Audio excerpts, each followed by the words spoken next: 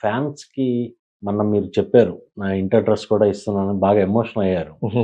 దానికి ప్రభాస్ గూడా మిమ్మల్ని బాగా ఇచ్చేసి ఫ్యాన్స్‌కి అడ్రెస్ ఇచ్చి పెట్టారు. ఫ్యాన్స్ బిర్యానీలు గూడా పంపించినట్టున్నారు. అవునవును. ఇంకా ఫ్యాన్స్‌ని సర్ప్రైజ్ చేసే ఎలిమెంట్స్ ఏమన్నా ఉన్నాయా? అంటే ఇప్పటివరకు మీరు చెప్పిన ఇన్సిడెంట్‌లేవి కాకుండా ఫ్యాన్స్ థియేటర్‌లో చూసేటప్పుడు సర్ప్రైజ్ అయ్యే ఎలిమెంట్స్.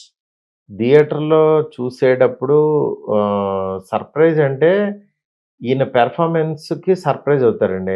ఎందుకంటే ప్రభాస్ ఇంత దిగి ఇంత బాగా యాక్ట్ చేస్తారా? అంటే ఆయన కథతో పాటు స్టార్డమ్‌ని కూడా పక్కన పెట్టి కథకి ఇంపార్టెన్స్ ఇచ్చి బెండ్ అయిపోయి యాక్ట్ చేయటం. హ్మ్. అది చాలా బాగా చేశారనమాట. ఓకే. అవన్నీ. అందుకని నాకు కథ ఏం కోరుకుంటుంది, ఆహ్, క కథతో పాటు ట్రావెల్ అవుతూ యాక్ట్ చేయటం. ఈ సీన్స్‌లో ఇంత దిగిపోయాడా? అనేది ఆయనకి చాలా ఇదుంది.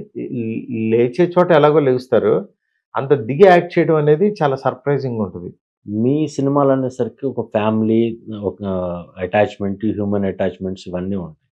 దీంట్లో అలా సపోర్టింగ్ క్యారెక్టర్స్ గానీ, మన 'ప్రభాస్' తోటి మన నానమ్మ క్యారెక్టర్ గానీ, తాతయ్య క్యారెక్టర్ గానీ, ఇవన్నీ ఎలా మీరు దాన్ని హ్మ్, ఈ కథకు అనుగుణంగా అంటే ఈ, ఈ ఫ్యాంటసీకి అనుగుణంగా ఎలా దాన్ని మోల్డ్ చేశారు? అంటే ఏం లేదు. మనకి ఎప్పుడు కూడా కమెడియన్స్ ఉంటారు.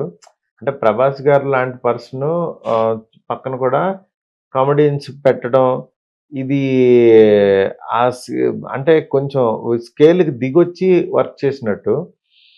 అది నాకేంటంటే ఇందులో 'ప్రభాస్' సీను నెక్స్ట్ ఎక్కువ లెంత్ చేసింది. అలాగే 'వీటీవీ గణేష్' గారు, వీటి గణేష్. నెక్స్ట్ 'సప్తగిరి', 'సత్య' వీళ్ళ నలుగురే ఎక్కువ ఇదైంది. నెక్స్ట్ మిగిలిన ముగ్గురు హీరోయిన్స్. 'మాళవిక' ఎక్కువుంటది స్క్రీన్ ఇది. నెక్స్ట్ అలాగే 'నిధి'. ఇంకా 'బొమ్మనే రాణి' గారు గాని, అట్లా ఎవరైతే ఇంపార్టెన్స్ ఉందో వాళ్ళొచ్చి యాక్ట్ చేయటం. ఫ్లాష్ బ్యాక్ ఎపిసోడ్ ఇట్లా డిఫరెంట్ దీంట్లో అన్నీ పర్ఫెక్ట్‌గా కుదిరినియి. బ్లెండ్ అయినియనమాట. ఓకే. హుహు. ఫైనల్‌గా